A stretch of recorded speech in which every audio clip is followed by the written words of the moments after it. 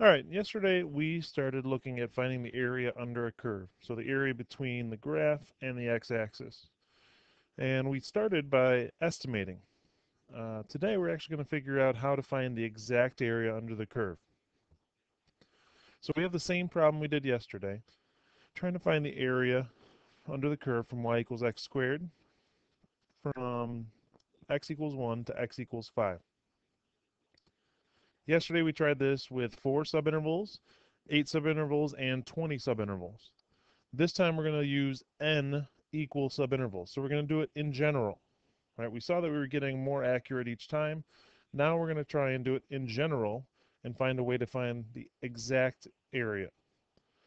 So yesterday, if we took it and did it in 4 subintervals, we didn't really officially do this, but we would take 5 minus 1, which was 4, and divided by 4, we had subintervals that were 1 unit each. And for 8 subintervals, 5 minus 1, still 4, but we divided by 8, so we had 1/2 unit subintervals. So to find our delta x, that base of each rectangle, and how big each subinterval is going to be, we're going to take b minus a divided by n. And b and a, those would be our upper and lower limits. So x equals 1, that's our a. That's our first value. And our ending value is b. That's 5. So in general, we're doing b minus a over n. So this is something we're going to need to remember for future problems. In this example, we have 5 minus 1 over n. So our delta x is 4 over n. So this 4 over n is actually the base of each rectangle. Right? So our delta x is the base. Each one of these rectangles is going to have a base of 4 over n.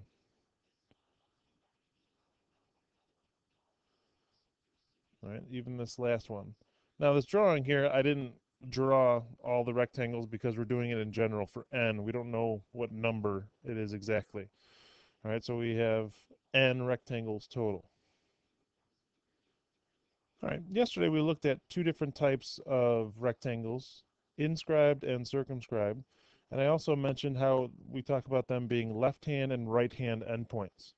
So the ones that we're looking at here, if you look at the drawing, these rectangles are right-hand endpoints. Right? Right-hand endpoints mean that we're taking the right-hand side of the interval, little subinterval, and taking the height from that point. Right? So here, we're not finding the height of the first rectangle when x is 1, we're doing it right here. So we're going to say this little x value is x sub 1.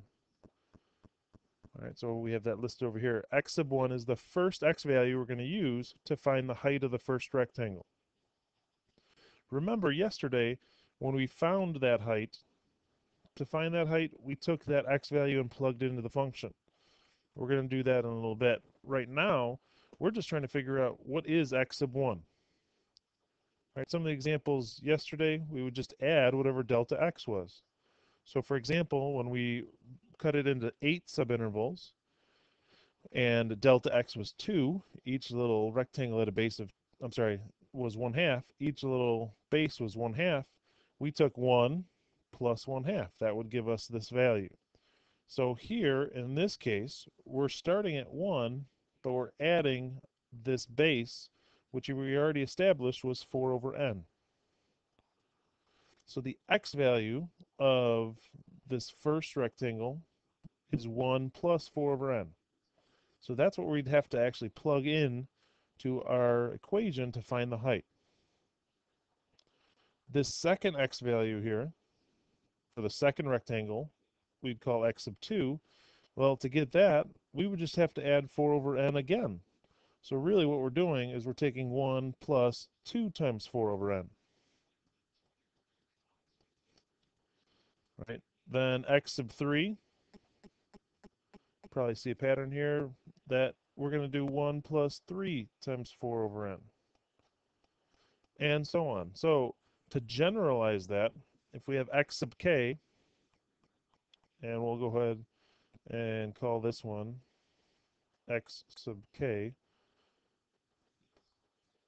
well, that one's going to be 1 plus k times 4 over n, because we don't know how many rectangles there are there. So x sub k is kind of our general one. So we could use it for any number rectangle, whichever one we wanted. But just to kind of recap that, x sub 1 is, in this case, the rightmost x value,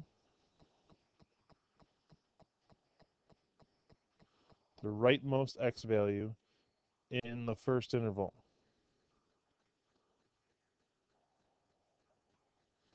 And this is because we're using the right-hand endpoints. If we were using left-hand endpoints, then x sub 1 would be the leftmost x value in the first interval. All right, so x sub 2 is the rightmost x value in the second interval. And then x sub k is the rightmost value in the kth interval. All right, so it could even be like a rectangle in here somewhere in the middle, but that's just our general statement here. And we're going to need that to find the exact area.